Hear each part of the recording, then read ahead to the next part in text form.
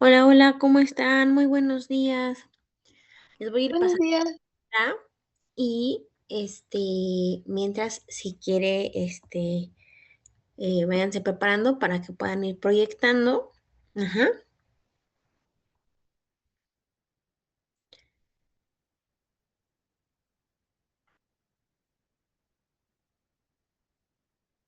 Y mientras les paso lista, ¿vale?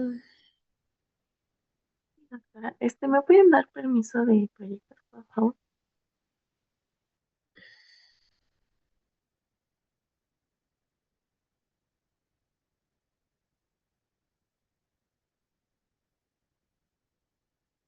Me parece que ya se puede. Si quieres, intentar.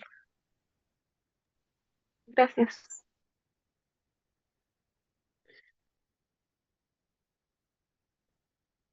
Ok, Kimberly, aquí andas. Nicole Baltasar, Presente. gracias. Ana Paola Bedoya, Presente. ok. Sofía Botello, Presente. gracias, Sofía. Héctor Carpanta, no, ok. Dana Sí, Casanova, presente. gracias. Italia, Centeno, Presente. gracias. Evelyn Cerezo, Presente, doctora. ok. Sebastián Conde, Sergio Espinosa, Presente, doc. Presente. ok. Sofía Estrada, Presente.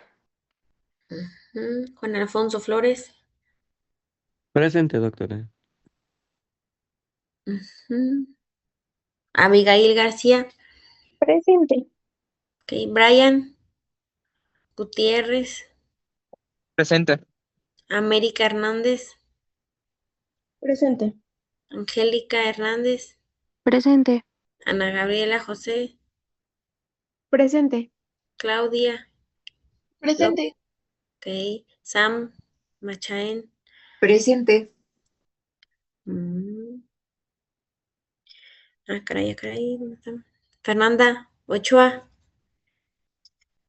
Presente, doctora. ujú, Paola Olivares, Presente, doctora. Karen Orduña, Presente.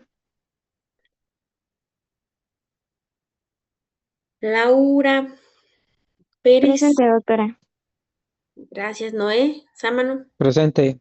Lisbeth Sánchez, Presente, doctora. Buen día. buen día. Edgar Ugarte, Presente, buenos días. hola. Y de casualidad ya llegó Héctor,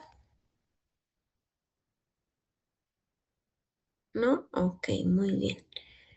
Bueno, entonces, cuando quieran empezar.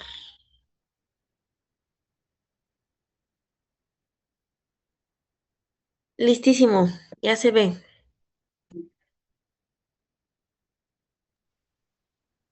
Sí, gracias, doctora. Bueno, a nosotros nos toca exponer sobre las enfermedades neoplásicas hipermetabólicas y yo soy Evelyn Aide. Este, También está conformado por América Lisset y Sebastián. Vamos a empezar justo con neoplasias y nutrición. Y es importante mencionar que justo la relevancia de este tema es que el del 20 al 80% de los pacientes con diagnósticos oncológicos presenta desnutrición y al momento del diagnóstico. Entre el 10 y el 20% de los pacientes con cáncer mueren por consecuencias de la desnutrición y no en sí por la propia enfermedad o el propio tumor. Y las neoplasias de cabeza y del tracto gastrointestinal superior, como esófago, páncreas y estómago, presentan un deterioro más rápido y agudo. Ahora bien, es importante aprender a diferenciarlas entre la desnutrición general y la desnutrición oncológica. La desnutrición, más bien la nutrición general y nutrición oncológica, perdón. La general en sí tiene un enfoque preventivo que va a ser una dieta rica en granos integrales, frutas y verduras y restricción de grasas saturadas y azúcares simples, mientras que la oncológica va a tener un enfoque terapéutico y anabólico, con soporte hiperproteico e hipercalórico para contrarrestar el catabolismo tumoral y los efectos del tratamiento. Ahora bien, vamos a tener una fisiopatología que prácticamente se compone de tres cosas, que va a ser la inflamación, el hipermetabolismo y el atrapamiento.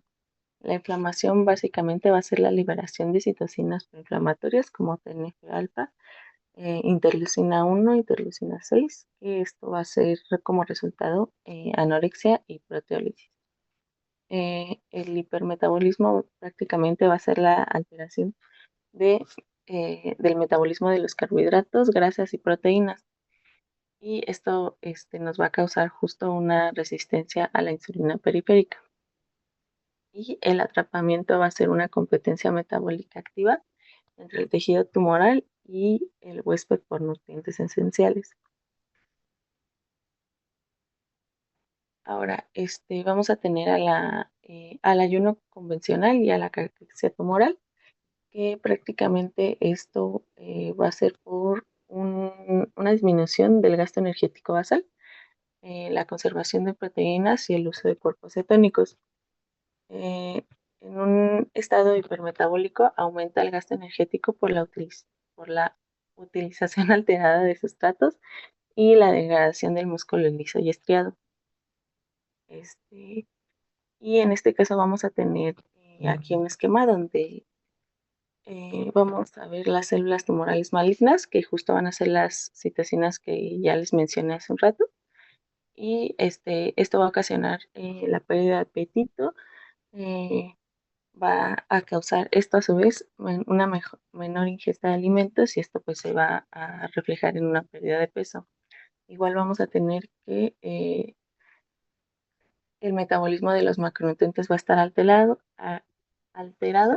y vamos a tener también una pérdida de grasa en general. Y justo esto también se va a reflejar en una pérdida de peso.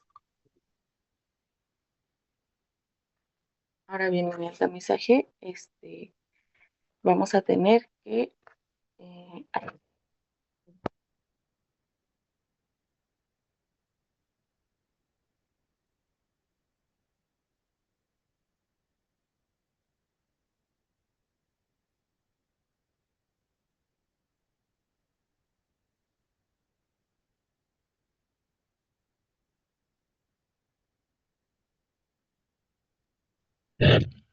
Bueno, ahora tenemos el tamizaje nutricional.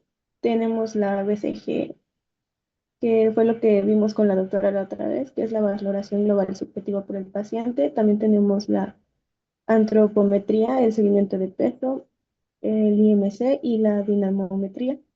También en los laboratorios tenemos la albúmina, la proalbúmina y la proteína sacarídea. En el examen físico tenemos la evaluación de depósitos de grasa y la masa muscular en la parte temporal o clavicular. Y tenemos como algunos signos de alarma, que es la pérdida involuntaria de peso, también si hay una disminución o cambios drásticos en la ingesta alimentaria, la presencia de síntomas digestivos, ya sean náuseas, vómitos o la capacidad funcional basal, que para esto tenemos una escala que es la escala ECOG, que nos dice de grados que va desde el 0 al 5, en donde 0 es completamente asintomático y pues 5 ya es prácticamente sin signos vitales. Siguiente, por favor. y bueno, ahora vamos a tener el impacto sistémico del tratamiento, en el cual vamos a tener que los citostáticos van a destruir a las células de rápida replicación y esto va a afectar justo de forma directa al epitelio del tubo digestivo. En este caso vamos a tener el tratamiento de quimioterapia, inmunoterapia, radioterapia y cirugía.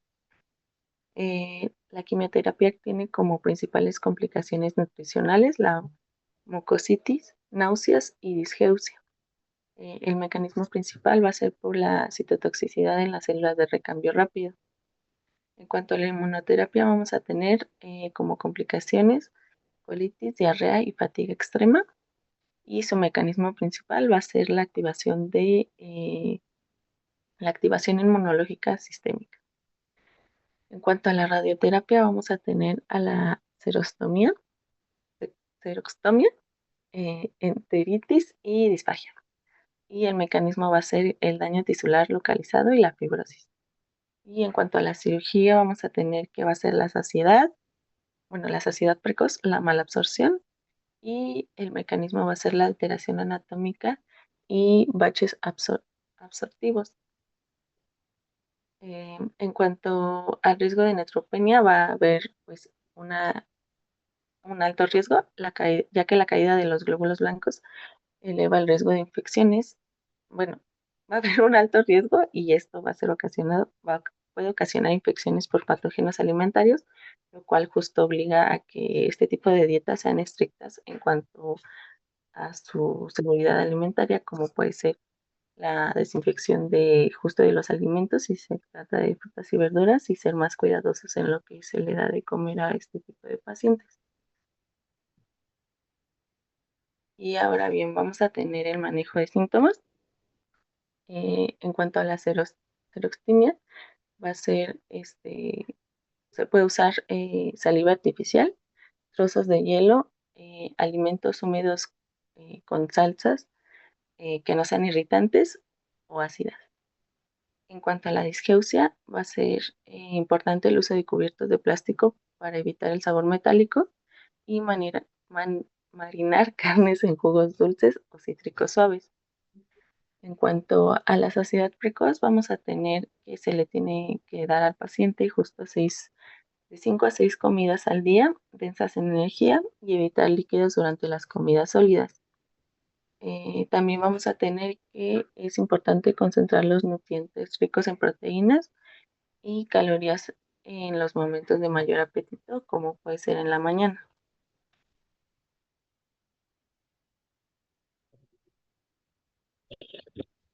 Ahora, para evitar la saciedad hídrica, es importante consumir los líquidos entre las comidas y no durante ellas para así evitar que las personas se llenen justo antes de acabarse su comida. También podría ser el uso complementario de suplementos comerciales hipercalóricos como el Ensure, pero estos deben estar médicamente indicados. Y para las náuseas y vómitos sería el uso de antieméticos profilácticos eh, para controlar la deshidratación y la pérdida de los electrolitos. Para la mucositis, que son las bucales, se busca modificar la consistencia a dietas blandas como purés o papillas y también servir los alimentos ya sean fríos o a temperatura ambiente. Y también se recomienda el uso de popotes para así desviar el alimento de las zonas ulceradas. Y en este caso están prohibidos los cítricos, los alimentos picantes, los salados, las texturas crujientes o los enjuagues con alcohol.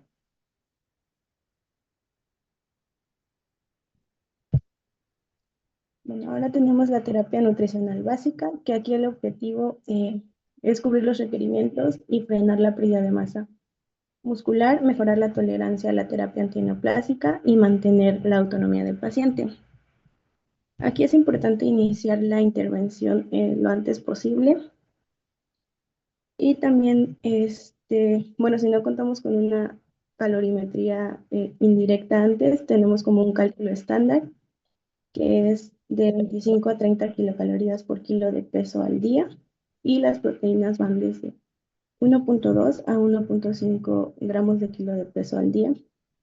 Y aquí hay un cambio en la distribución de los macronutrientes en que una dieta convencional, ya que aquí los carbohidratos bajan hasta el 40% y los lípidos suben hasta el 40% y las proteínas se quedan en 20%. Aquí se aumentan los lípidos porque el estrés tumoral vuelve ineficiente la utilización de carbohidratos. Entonces, los lípidos se vuelven como la fuente de energía. Y de elección tenemos la dieta mediterránea, por su alto valor antiinflamatorio por omega 3, aceite de oliva, que inhiben a la interleucina 6 y también nos ayudan a inhibir al factor inductor de proteólisis. Siguiente, por favor.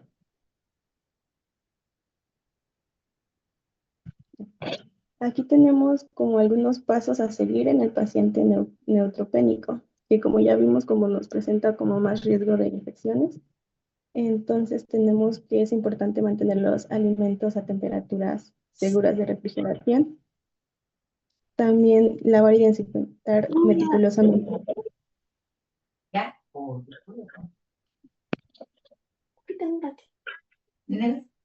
Un ratito.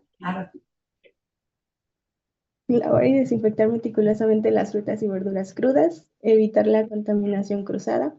Es importante usar tablas específicas para picar carnes y otra para los vegetales. También asegurar la cocción completa de las proteínas. Evitar las carnes o los huevos crudos o a término medio. Evitar productos lácteos no pasteurizados. Es importante consumir agua purificada o embotellada y el lavado constante de manos antes de manipular cualquier alimento. También es importante evitar comprar alimentos a granel o expuestos al aire libre. Siguiente, por favor. Bueno, ya en el soporte nutricional avanzado tenemos medidas y solo está indicado si la ingesta de la vía oral cae por debajo del 70% de los requerimientos calculados de forma sostenida o si es imposible debido a la presencia de barreras mecánicas. Tenemos la nutrición enteral, que es de elección si el tracto gastrointestinal todavía es funcional, y tenemos dos opciones. La sonda nasogástrica o nasoyeyunal, que esta es para corto plazo, menor a 4 semanas. Y ahí les puse una imagen de cómo va colocada. Se coloca por la nariz y ya baja hacia el estómago. También tenemos la gastrotomía o yeyunostomía, que esta es para un plazo mayor a 4 semanas y es de indicación clave en el cáncer obstructivo o de cabeza de cuello. Y pues esta llega en el abdomen. No sé si puedan ver la imagen de inferior de la derecha. Siguiente, por favor.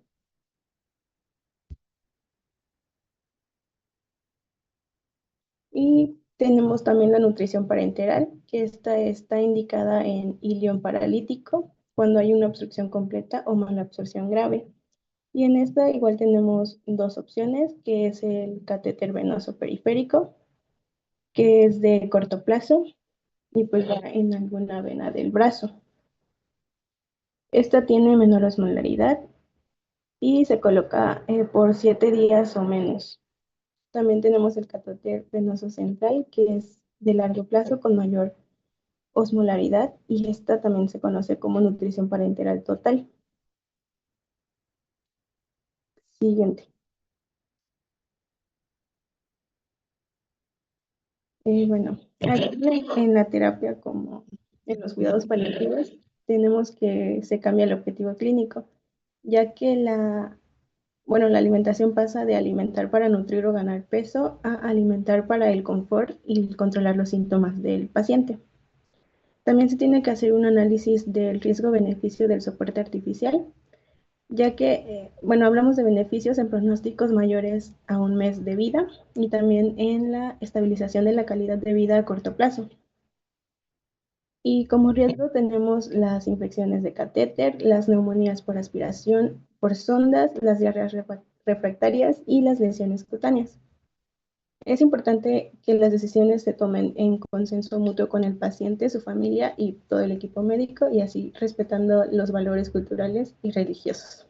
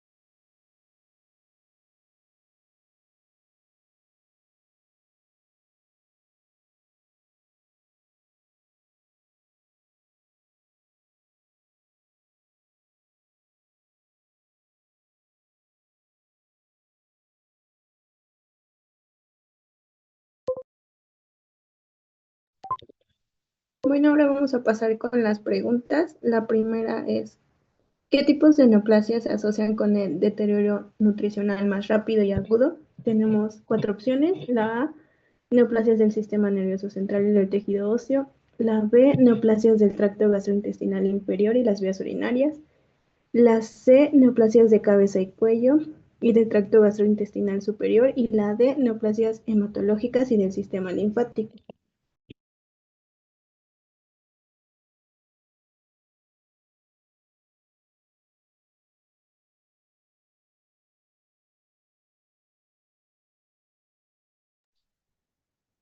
No sé si alguien la quiera contestar.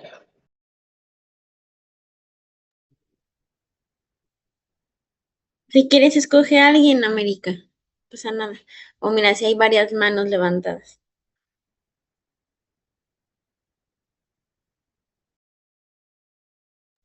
Noemí, por favor. Sí, según yo la sé, porque esos pueden llegar a obstruir, más que nada la zona de tanto de pues poder alimentarnos como en el estómago, ¿no? La absorción de los nutrientes. Ok, siguiente. Y sí, justamente serían las neoplasias de cabeza y cuello y del tracto gastrointestinal, y justamente por la localización y los síntomas que provocan, ya que alteran directamente la digestión y aceleran la desnutrición. Siguiente, por favor. Ahora tenemos esta. ¿Cómo se define el enfoque de la nutrición oncológica en comparación con la nutrición general?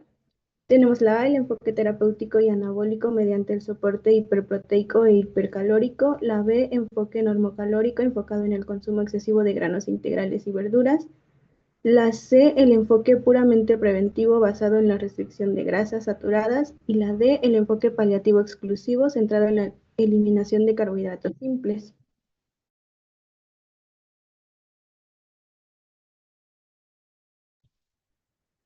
Ana. Sí, sería la A, justo como para contrarrestar los efectos adversos y pues justo pues tratar los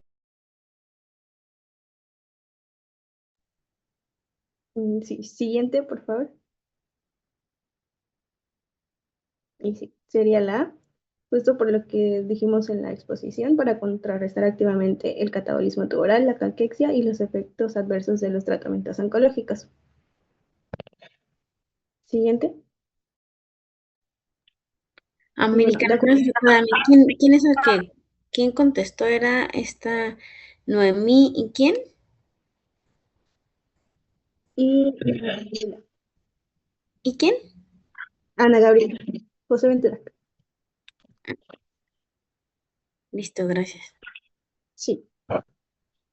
Bueno, ahora, de acuerdo con los protocolos de la UCI, ¿cuál es el rango seguro de glucosa que se busca mantener como meta terapéutica en el paciente crítico?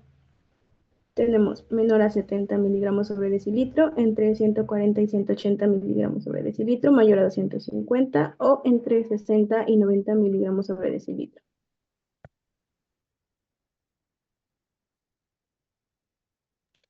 Sofía.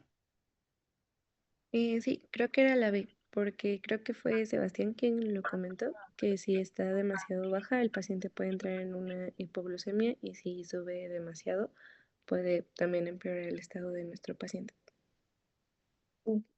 Siguiente. Y sí, justo sería entre 160 y entre 140 y 180. ¿Y por qué está comprobado que en la UCI? Porque minimiza el estrés oxidativo sin arriesgar al paciente a una baja grave de azúcar. Muy bien. Siguiente. Y ahora, ¿qué mecanismos fisiopatológicos componen la desnutrición oncológica? La A, solo disminución de la ingesta de alimentos. La B, inflamación y hipermetabolismo y atrapamiento de nutrientes. La C, únicamente la presencia de tumores gastrointestinales. O la D, el aumento del gasto energético basal sin inflamación. Yasmín, por favor. Bueno, yo anoté que era la inflamación donde se liberaban las citocinas, el hipermetabolismo y el atrapamiento, entonces sería la B. Ok. Siguiente. ¿Y sí? Justo como lo dijeron en la expo, es la siguiente. ¿Cuál es el objetivo principal del soporte nutricional en un paciente con cachexia tumoral? La A, revertir totalmente el catabolismo mediante un aumento masivo de calorías. La B, enfocarse únicamente en el aumento de peso corporal. La C, amortiguar el catabolismo y preservar la masa magra vital. O la D, sustituir completamente la alimentación oral por nutrición parenteral.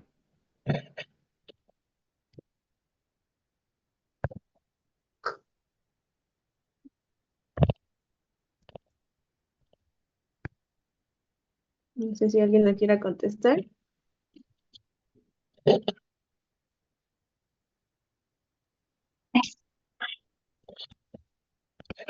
Laura. Sería la de amortiguar el catabolismo y preservar la masa magra vital. Ok, siguiente. Y sí, justamente sería la C. Muy bien. Siguiente. Y bueno, ahora, ¿qué medidas es fundamental para prevenir el síndrome de realimentación antes de iniciar el aporte calórico? A, iniciar una dieta hipercalórica inmediatamente. B, administrar únicamente glucosa vía intravenosa. C, reposición de tiamina y electrolitos como fósforo y potasio. O D, aumentar los lípidos al 60% de la dieta. Sofía. Sí.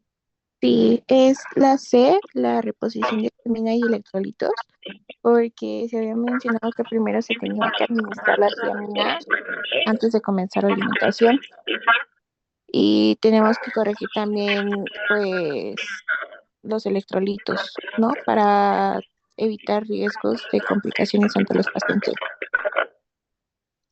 Ok. Siguiente.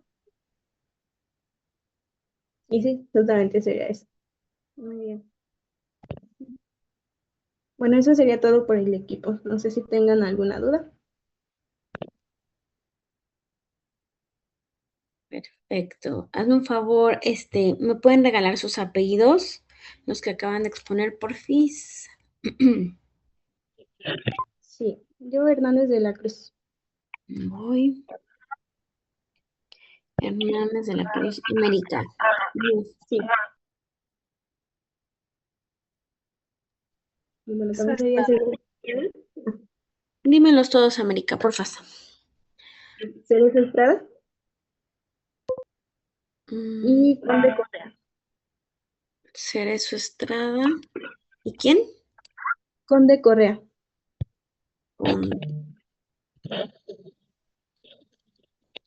Perfecto. Mil gracias.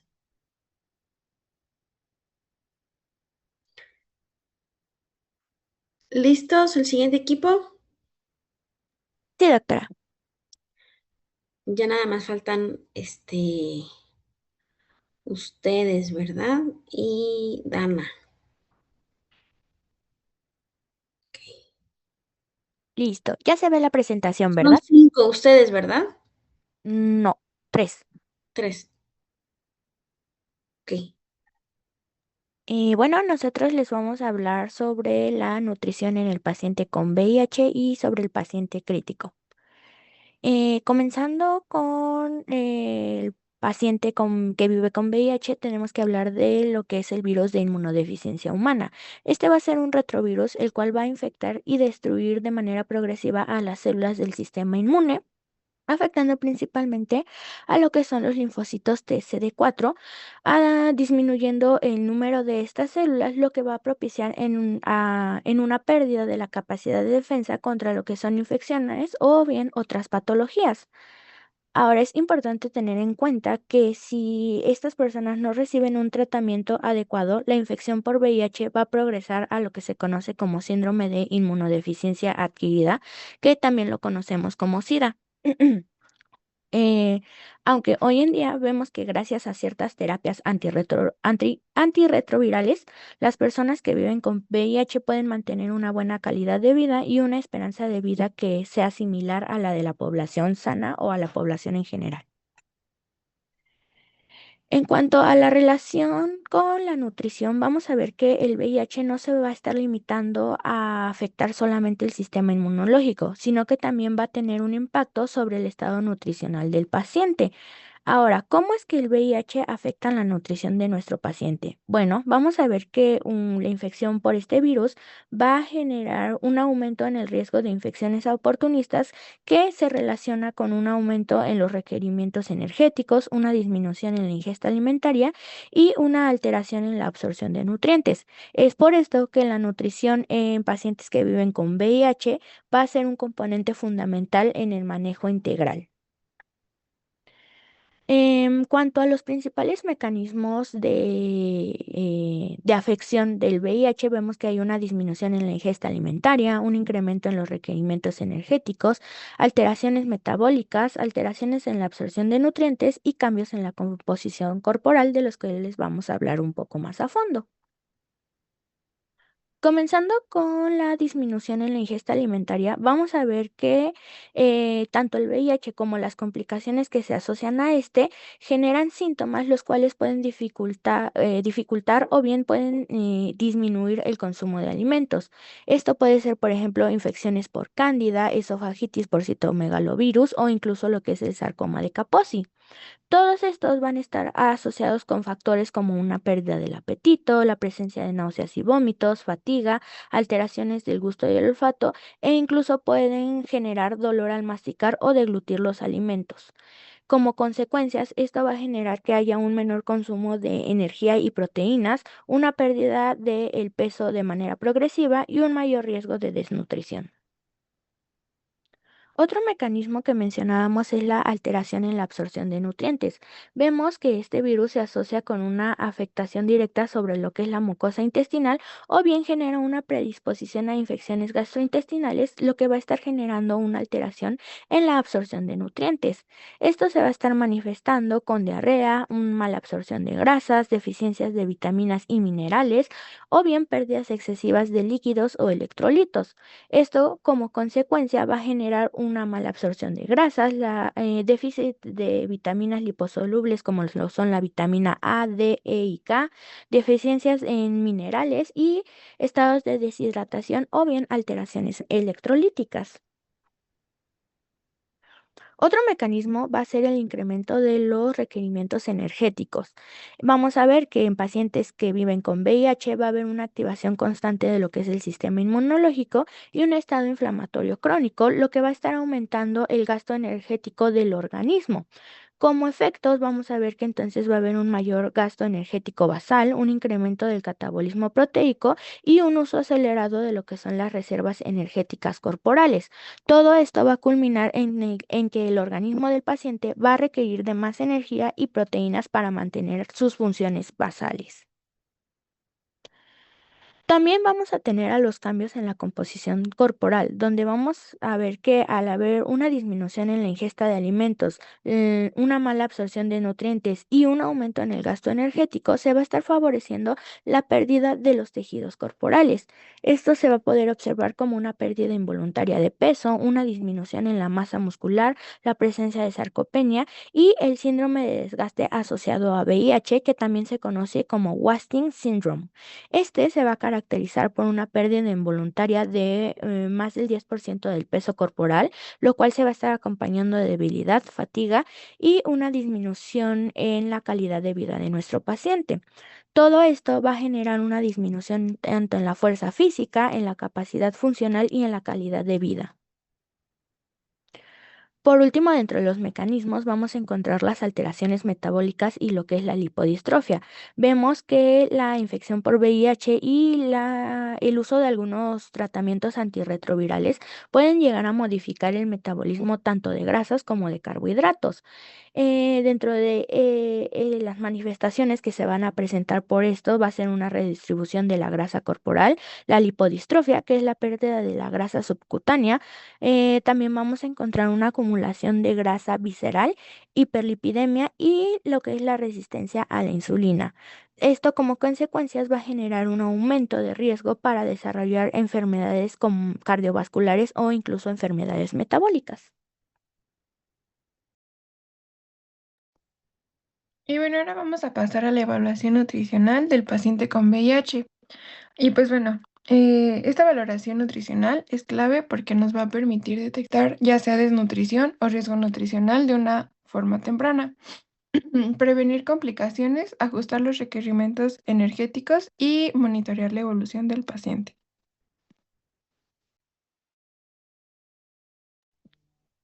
Siguiente, por favor. Gracias. Y bueno, ¿qué se debe valorar? Pues se deben valorar parámetros antropométricos básicos, como lo son el peso y la talla, con los cuales pues vamos a calcular el índice de masa corporal. También es importante medir la circunferencia media del brazo, ya que nos da una idea de las reservas musculares del paciente.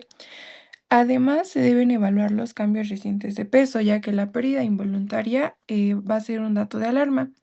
También se debe analizar la ingesta alimentaria del paciente y se solicitan estudios bioquímicos en donde se evalúa la albúmina, hemoglobina y linfocitos que nos van a ayudar a valorar el estado nutricional. Y bueno, para evaluar la alimentación se pueden utilizar herramientas como lo son el recordatorio de 24 horas, el cual pues es un método donde se le pide al paciente que describa todo lo que comió y bebió el día anterior, incluyendo horarios, tipo de alimentos, cantidades y la forma de preparación. Esto se va a registrar generalmente en una tabla por tiempos de comida, en desayuno, comida, cena y colaciones, y tiene el objetivo de evaluar la ingesta nutricional. O también podemos usar la frecuencia de consumo de alimentos, la cual va a medir el promedio de veces que una persona ingiere grupos de alimentos específicos. También es importante identificar la presencia de síntomas como la anorexia, náuseas o diarrea, que estos pueden afectar la ingesta. Y también identificar factores socioeconómicos, que igual pueden afectar la ingesta. Y bueno, aquí está más ampliada la imagen. Siguiente, por favor. Bueno, y ahora en los requerimientos nutrimentales debemos recordar que en estos pacientes la dieta debe ser individualizada, ya que no podemos tratar de igual manera a un paciente que esté estable a uno con infecciones recurrentes, ya que por el estado inflamatorio y la terapia antirretroviral impactan directamente en el metabolismo. Entonces, si tenemos un paciente controlado o asintomático, el objetivo va a ser mantener el estado proteico y prevenir la caquexia. Por lo tanto, vamos a tener un requerimiento energético estándar de 20 a 30 kilocalorías por kilo al día, con un aporte de proteínas de 0.8 a 1.25 gramos por kilo, a diferencia del paciente no controlado, que puede ser por infecciones activas. Vamos a tener que elevar las calorías hasta aproximadamente 35 kilocalorías por kilo y el aporte proteico en un rango de 1.5 a 2 gramos por kilo para frenar el desgaste muscular y favorecer la recuperación inmunológica. Siguiente, por favor. Aparte de los requerimientos de proteína, vamos a necesitar también micronutrientes, ya que normalmente los pacientes que tienen terapia antirretroviral y obviamente tienen síntomas intestinales, vamos a tener deficiencias de vitamina A, vitamina B1, B6, B12 y otros minerales como el hierro, el selenio y el zinc. Por ello se recomiendan, no, anterior por favor. Sí, se recomiendan suplementos diarios de multivitamínicos y minerales que cubran las necesidades diarias. Se pueden ofrecer suplementos nutricionales orales de alta densidad, ya sean batidos terapéuticos o sopas enriquecedoras, para cubrir el aporte de nutrimentos sin saturar la capacidad digestiva del paciente. Ahora sí, la siguiente, por favor. Como ya lo mencionaron mis compañeras, los pacientes con VIH van a tener distintos síntomas y para esto vamos a cambiar un poco su dieta. En pacientes que tengan anorexia, vamos a tener una estrategia de fraccionar la dieta en porciones pequeñas, pero frecuentes de 2 a 3 horas cada una, priorizando comidas con alta densidad energética por la mañana, que es cuando el apetito suele ser mejor. Pacientes con náuseas y vómito, vamos a indicar alimentos blandos de fácil digestión para evitar acostarse de inmediato tras comer para evitar el reflujo. Y se sugieren té de jengibre y menta que estos ayudan a los síntomas. En pacientes con dolor de boca o garganta, ya sea por candidiasis oral, el tratamiento consiste en ofrecer preparaciones húmedas, blandas o frías como el helado o gelatina para minimizar el dolor local. También hay que evitar por completo alimentos ácidos, picantes o calientes. Y para pacientes que tengan diarrea, se prioriza la recuperación oportuna de agua y electrolitos. Se va a suspender temporalmente la lactosa y el exceso de lípidos y se incorporan alimentos de fácil asimilación, ya sea como el plátano, el arroz blanco o tostadas. Siguiente.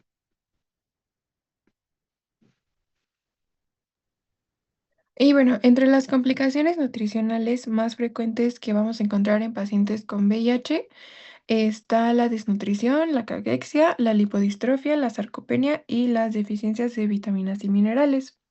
La desnutrición se caracteriza por pérdida de peso y masa muscular. Ya en casos más avanzados puede presentarse caquexia, la cual es una pérdida severa asociada a inflamación y enfermedades crónicas, y esto va a aumentar la mortalidad.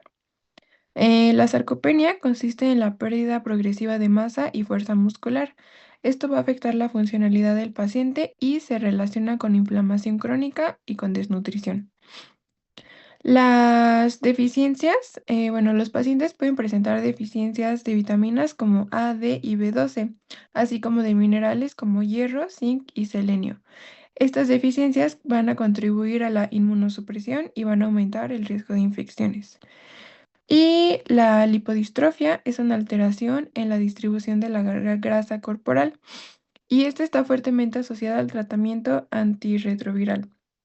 Aquí puede haber acumulación de grasa en el abdomen y pérdida en extremidades o en cara.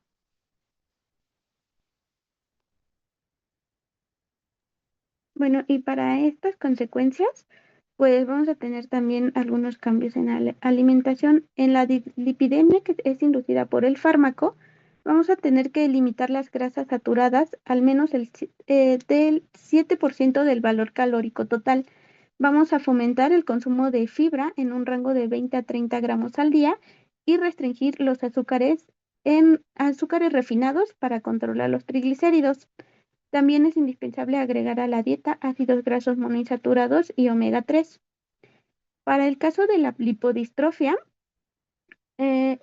aparte del cambio de alimentación, es importante también hacer ejercicio físico combinado, integrando tanto el entrenamiento aeróbico como el de fuerza para preservar la masa magra y un aumento de fibra de 25 a 30 gramos al día. Siguiente. Bueno, ahora vamos a pasar al tema de la nutrición en el paciente crítico. Primero que nada, tenemos que entender qué es un paciente crítico. Este se define como a una persona que padece de alguna enfermedad aguda grave, la cual presenta un riesgo de deterioro rápido, falla orgánica o bien la muerte, por lo que va a requerir de una vigilancia continua y un tratamiento especializado que generalmente se lleva en la unidad de cuidados intensivos. Dentro de las causas de enfermedad crítica podemos encontrar la sepsis, el trauma grave, las quemaduras extensas, la presencia de una insuficiencia respiratoria aguda, cirugías mayores complicadas, la pancreatitis grave o incluso una falla multiorgánica. Ahora, en estos pacientes, o más bien en la enfermedad crítica, vamos a ver que se puede producir una serie de cambios endocrinos y metabólicos que se generan en consecuencia al estrés que genera la patología. Estos cambios se van a encontrar mediados principalmente por dos componentes, los cuales van a ser el componente neuroendocrino y el componente inflamatorio. Comenzando con el componente neuroendocrino, vamos a ver que este genera la activación del sistema nervioso simpático, lo que va a llevar a la activación de los receptores adrenérgicos. Esto va a producir entonces una activación del eje hipotálamo-hipófisis, aumentando los niveles de hormonas como la TSH, la GH, la FSH y la LH. A su vez, se va a generar una concentración disminuida de hormonas periféricas debido a la inactivación justamente de los tejidos periféricos. Esto va a llevar a que se produzca una resistencia a ciertas hormonas, como lo puede ser a la insulina o a la hormona GH o de crecimiento. Por otro lado, el componente inflamatorio vemos que es regulado por el sistema nervioso central, las hormonas del tracto gastrointestinal y las adipocinas. Ahora, vamos a ver que el paciente grave va a presentar un estado inflamatorio ligado a la gravedad de su patología, lo que va a condicionar un mayor consumo calórico y proteico, que a su vez va a estar asociado con una mayor intolerancia a la terapia nutricional, lo que puede conducir a una malnutrición. Como consecuencias metabólicas, vamos a ver que el estrés metabólico produce lo que es un hipercatabolismo incontrolado. También va a generar un aumento en la oxidación de carbohidratos, proteínas y lípidos. Y recordemos que los carbohidratos van a ser el sustrato más utilizado. Todo esto va a tener como consecuencias principales una desnutrición aguda, la presencia de resistencia a la insulina, pérdidas de masa muscular y corporal, y lo que sería un mayor gasto energético. En cuanto al metabolismo de la glucosa y la hiperglucemia de estrés, vamos a ver que la glucosa va a ser uno de nuestros principales sustratos energéticos, la cual aumenta su producción mediante lo que es la glucogenólisis, donde se usa el glucógeno almacenado, y la neoglucogénesis, que es la formación de glucosa a partir del lactato, alanina y glicerol. Es importante tener en cuenta que las reservas de glucógeno se van a agotar durante las primeras 24 horas, por lo que posterior a esto se desarrollaría la hiperglucemia de estrés. Pero ¿cuál es el mecanismo de esta hiperglucemia? Bueno, vamos a ver que lo primero que va a ocurrir es un aumento en las hormonas catabólicas, como es el glucagón, la adrenalina y el cortisol. Esto va a conllevar a una disminución en la acción efectiva de la insulina, que genera que se presente la resistencia periférica a esta hormona. Por lo tanto, la glucosa no va a poder ser utilizada de manera adecuada por los tejidos.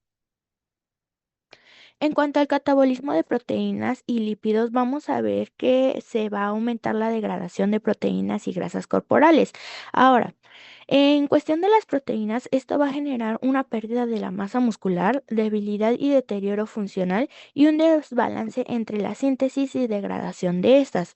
Por otro lado, en los lípidos vamos a ver que va a haber un aumento de la lipólisis debido a citocinas y catecolaminas, lo que va a conllevar una pérdida de lo que es el tejido adiposo.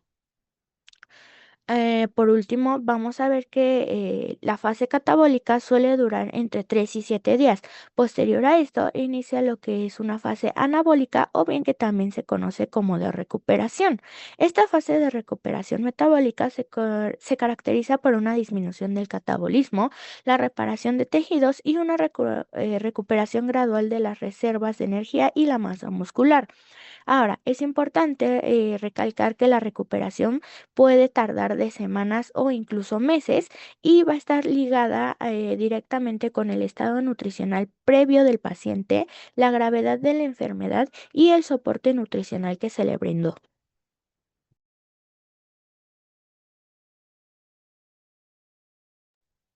Y bueno, ahora pasando a la evaluación nutricional del paciente crítico.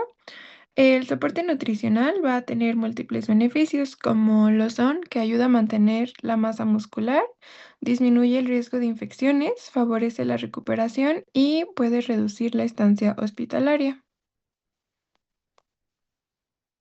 En la evaluación nutricional se consideran parámetros como el peso y la talla cuando es posible medirlos, y el índice de masa corporal. También es importante identificar si el paciente ha tenido pérdida de peso reciente. Y también evaluamos la historia clínica, las comorbilidades, la ingesta previa, y también se puede valorar la fuerza muscular del paciente. Se utilizan también escalas como el Nutric Score, la cual es una herramienta utilizada en pacientes críticos, que tiene el objetivo de evaluar el riesgo nutricional e identificar quiénes se van a beneficiar más del soporte nutricional temprano. Esta escala considera variables clínicas, no solo nutricionales, como por ejemplo la edad, la escala Apache-2, la cual nos dice la gravedad de la enfermedad, la escala SOFA, que nos habla de la falla orgánica, el número de comorbilidades y los días de hospitalización previos al ingreso a la unidad de cuidados intensivos. Si obtenemos un puntaje bajo que vaya del 0 al 5, y nos va a indicar un bajo riesgo nutricional. Un puntaje alto, el cual irá del 6 al 10, nos indicará un alto riesgo nutricional y nos hablará de un mayor beneficio de soporte nutricional. También podemos usar la valoración global subjetiva, la cual es una herramienta clínica que se usa para evaluar el estado nutricional de un paciente y detectar la desnutrición de forma integral. A diferencia del Nutri-Score, todavía no, gracias. Esta sí va a evaluar directamente el estado nutricional y se va a basar en dos partes. En la historia clínica, en donde vamos a registrar pérdida de peso y registraremos cantidad y tiempo, cambios en la ingesta alimentaria, la presencia de síntomas gastrointestinales como náuseas, vómito o diarrea, la capacidad funcional y el estrés metabólico dado por la enfermedad. Y la otra parte será la exploración física, en donde vamos a evaluar pérdida de grasa subcutánea, de grasa muscular y la presencia de edema o ascitis. Y el paciente se va a clasificar en 3 grupos. A, que va a ser bien nutrido. B, que va a hablar de desnutrición moderada o la sospecha. Y C, desnutrición severa. Siguiente, por favor. Gracias. Y bueno, en la evaluación bioquímica se van a realizar estudios de laboratorio que van a incluir albúmina, aunque su interpretación es limitada en la fase aguda. También vamos a evaluar la proteína C reactiva como un marcador de inflamación, los eritrocitos y la glucosa. En la exploración clínica vamos a buscar datos como lo son el edema, el estado de hidratación, signos de desnutrición y vamos a evaluar la función gastrointestinal.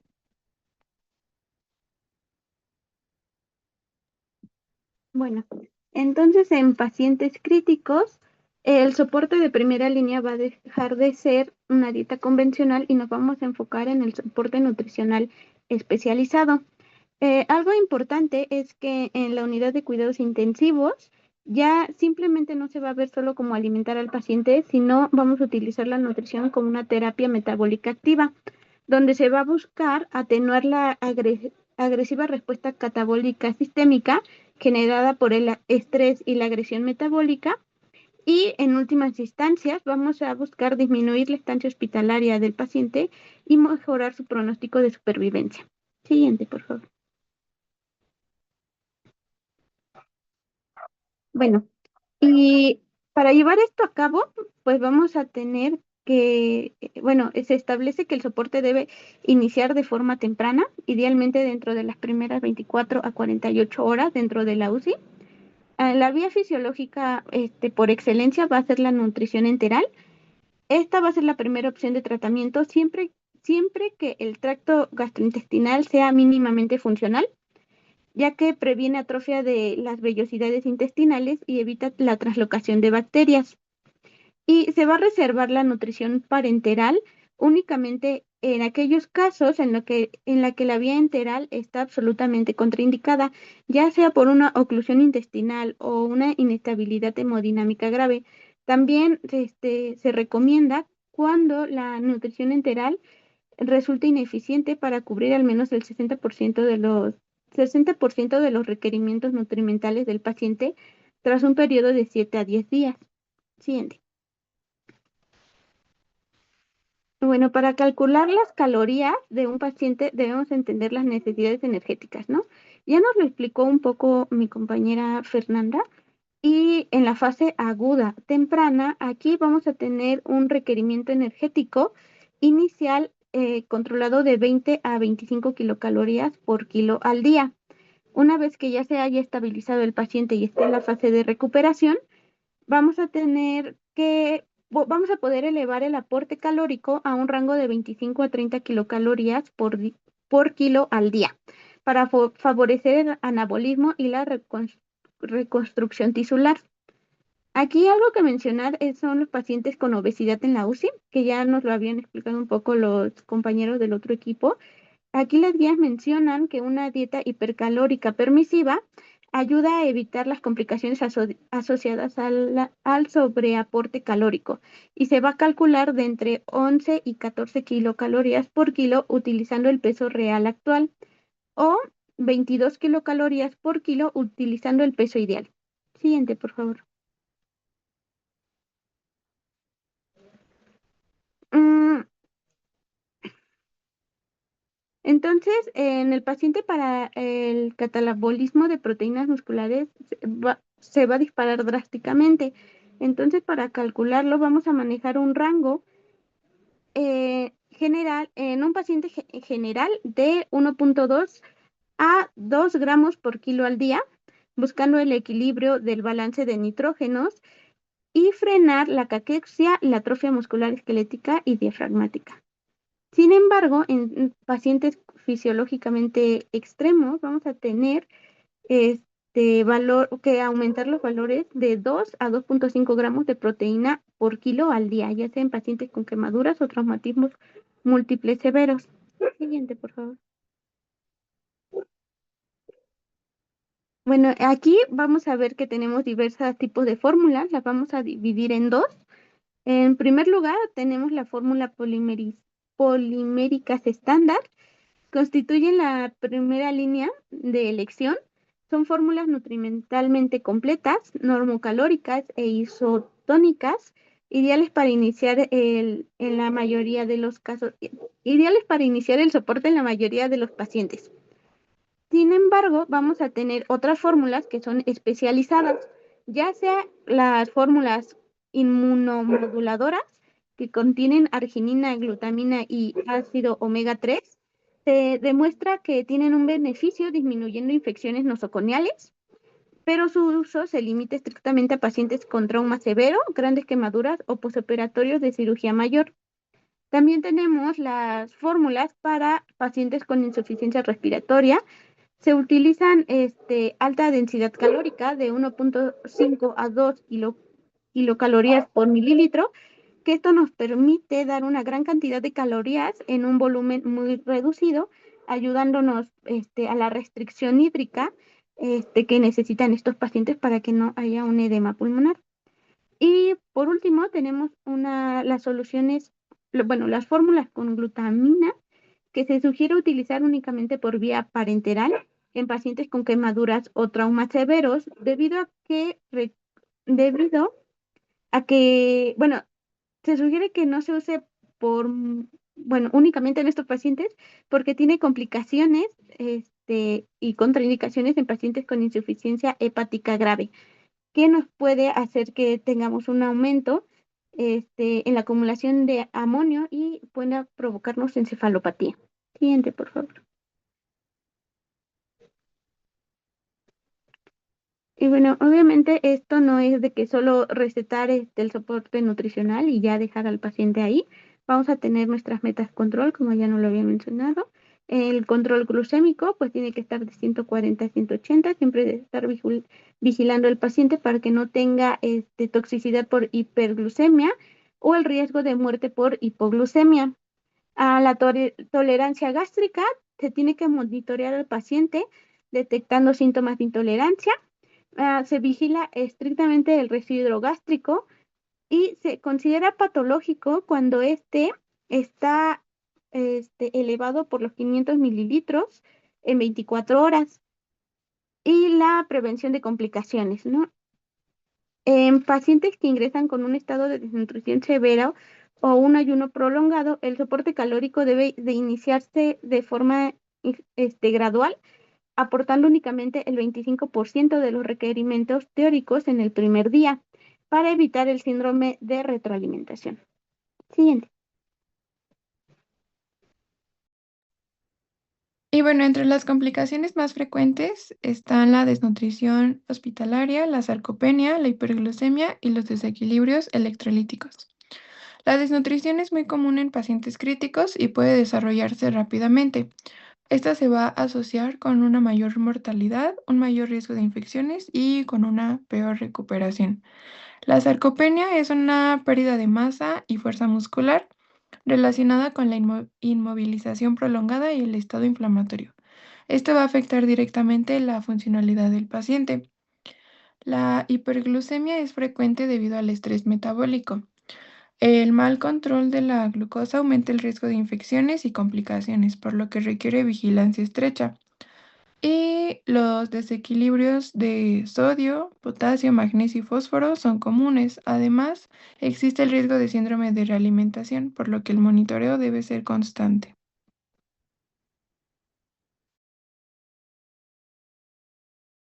Bueno, ahora vamos a pasar a la parte de las preguntas, ¿ok? La primera pregunta es, ¿cuál de los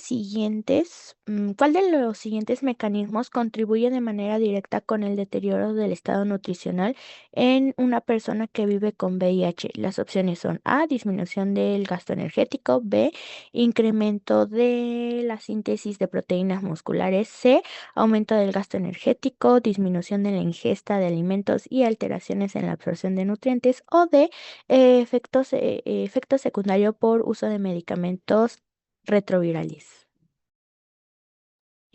Cerezo Estrada. Sí, sería en la C, el aumento de gasto energético, disminución de la ingesta de alimentos y la alteración de en la absorción de nutrientes. Sí, exactamente. Ahora, la siguiente pregunta es, ¿qué factor explica principalmente la pérdida acelerada de la masa muscular en un paciente crítico? Las opciones son A, disminución en la absorción intestinal de proteínas; B, aumento del catabolismo proteico debido a la respuesta inflamatoria y las hormonas del estrés; C, disminución en la producción de glucosa por el hígado; o D, incremento en la síntesis de proteínas musculares. Abigail. Bueno, sería la B, ¿no? Porque justo como nos comentaban, por el estrés metabólico y la inflamación, pues se va a aumentar la degradación de proteínas musculares y pues nos va a provocar una rápida pérdida de masa muscular. Sí, correcto, sería la B.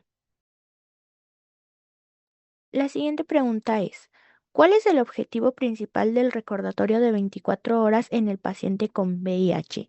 Opción A, medir el gasto energético basal; opción B, diagnosticar desnutrición severa; opción C, evaluar la ingesta alimentaria reciente; u opción D, determinar niveles de vitaminas en sangre.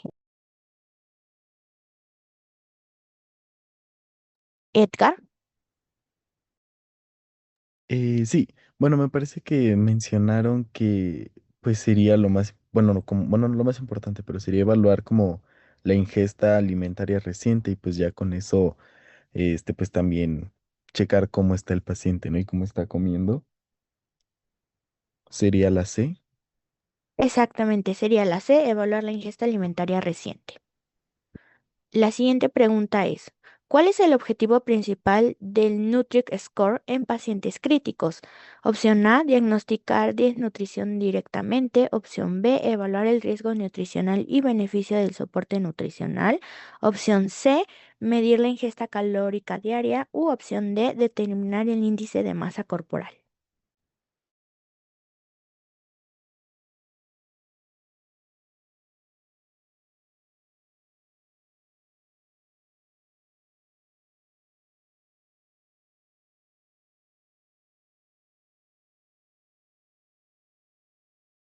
América. Sí, sería la B, la de evaluar el riesgo nutricional y los beneficios del soporte nutricional. Exactamente, es la B.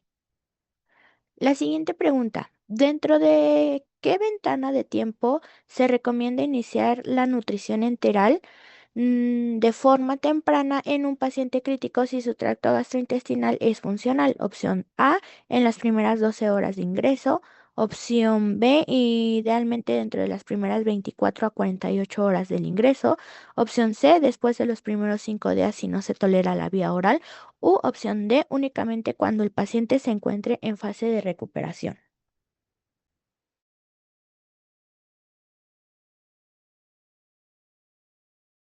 Yasmín.